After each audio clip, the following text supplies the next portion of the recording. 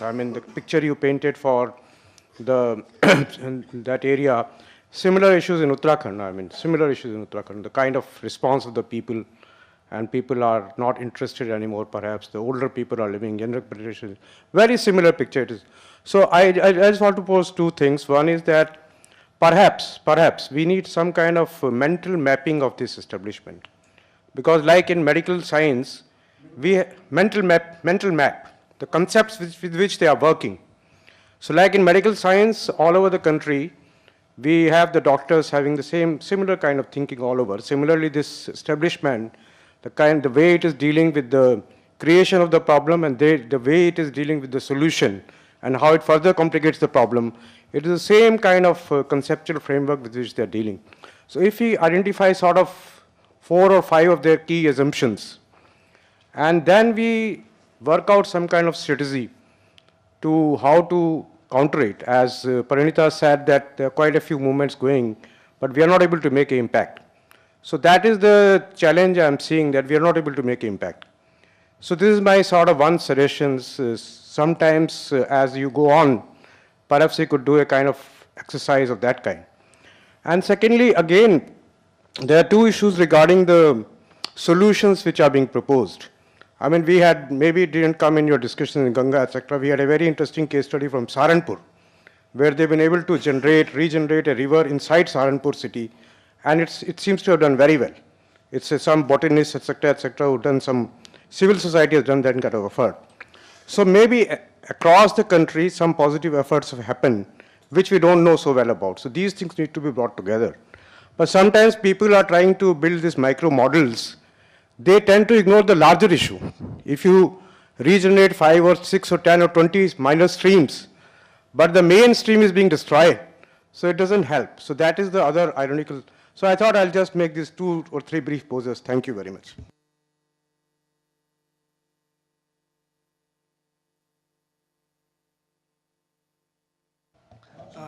I'm Dr. Yadav from representing IFFDC. This is the cooperative, multi-state cooperative society working for environment.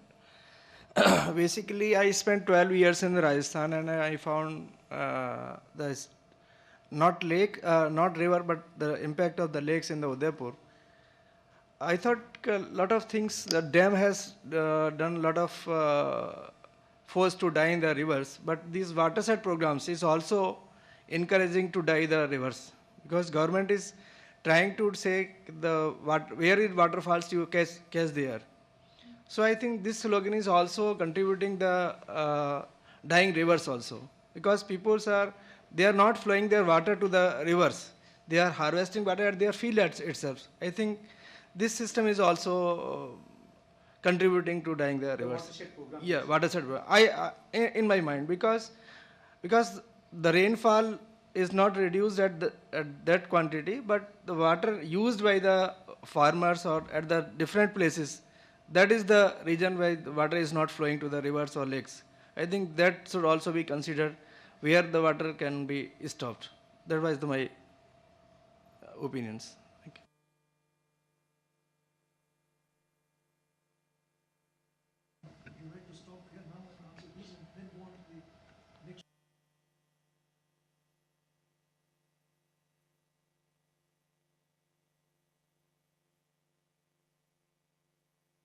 The problem with Vashishti these days is that the people are extremely fatigued. Yes, with the struggles that they had to go through for 35 years. As you said, there is hardly any younger generation left in the villages.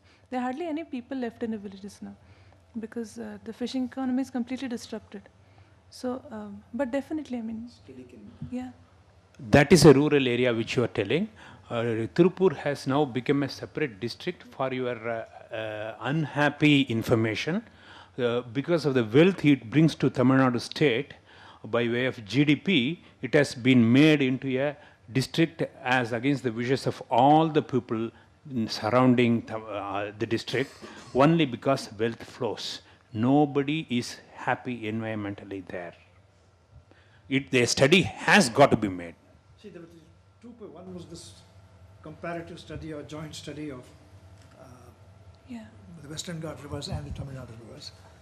other one was this question Yeah. of what happens when you interfere with the Yes. hydrological cycle, even at the, say, upper catchment, Yes, yes. catching the rain as it falls. That affects flows to the river. So how does that, how do you take care of that? This is another question.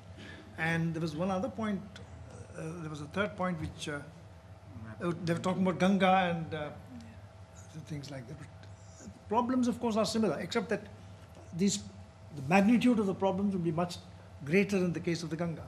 But the problems are, of course, would you like to say something? Yeah, what I feel is, as you said, where many parts in Saharanpur, etc., where they have kind of revived the dying Ganga.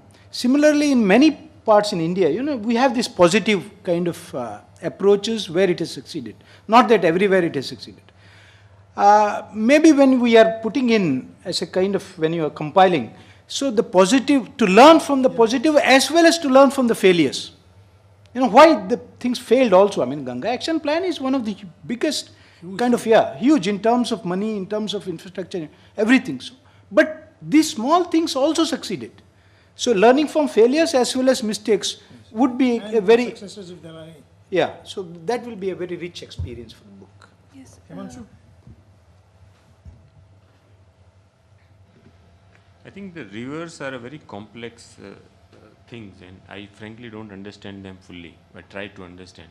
But there are various indications of lack of health of the river, and there are various threats that that come up with the. Some of them have come out in both your presentations, and they are so diverse. Threats are so diverse. So many different kinds of threats are there. So I think. To come back to bring the focus back onto the rivers, I would like to prick both of your brains to ask what is the legal and institutional problems that is plaguing our systems, and that we can try and address to see that we can have rivers with better health. What is it that we need to do? What lessons, as you were saying, we can learn and put it in the legal and institutional system to ensure that the failures don't recur, or at least try and see, and to ensure also that the successes, whatever lessons that we get from successes at certain places, are taken to other places. Parineeta's presentation mainly focused on river fisheries. But the fishers are actually like a tiger in a forest. A fish in a river is a major indicator of a health of or lack of health of a river. What kind of fish exist? Yesterday we went to see dolphin sanctuary area in Ganga, and dolphin is a mammal which in the river which can indicate a health or lack of health of a river. Similarly, various areas will have different kind of fisheries. Now we don't have that kind of a system or evaluation of the health of the river, indicators of health of the river, and so on. So that's another issue, that what kind of indicators we need, how we can put it into our monitoring and systemic way. So similarly, the issue of she also mentioned about, for example, in Shastri, she said that she valued how much ecosystem values the flowing, a natural flowing river provides. But do we have any valuation of that anywhere in the system, anywhere?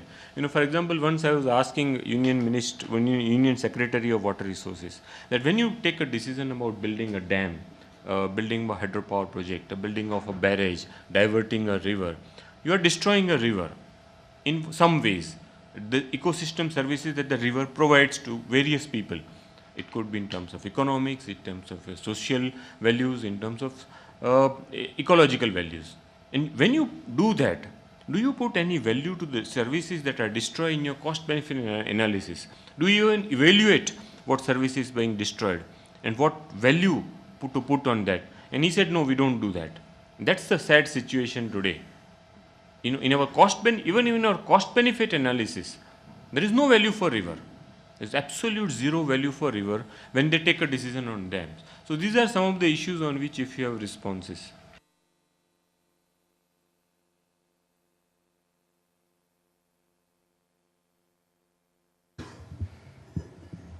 Well, Most of the things that I would say are what I read from you and Iyerji also and a number of people.